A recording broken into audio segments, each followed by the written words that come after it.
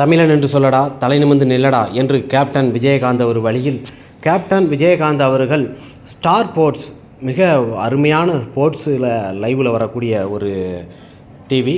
அந்த டிவியில் கேப்டன் விஜயகாந்த் அந்த நிகழ்ச்சியில் கலந்து கொடுத்தாரு. அங்கே பார்த்திங்கன்னா அக்ஷயா குமார் மற்றும் பல ரசிகர் வட்டாரங்கள் வராங்க, நடிகர்கள்லாம் வராங்க.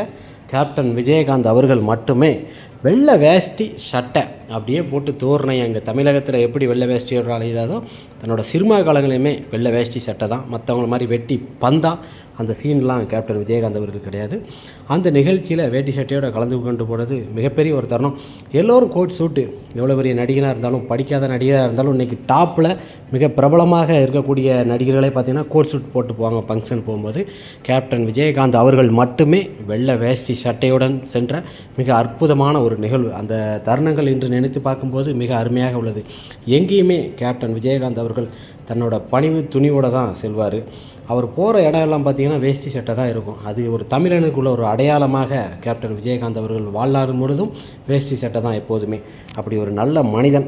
அந்த நிகழ்ச்சியில் மும்பையில் கலந்து கொள்ளும்போது பார்த்திங்கன்னா மிக அருமையாக கேப்டன் விஜயகாந்த் கலந்து கொண்ட அந்த நிகழ்ச்சியில் ஒரு வைக்கத்தக்கதாக நமக்கு இன்றும் கூறும் அளவுக்கு கேப்டன்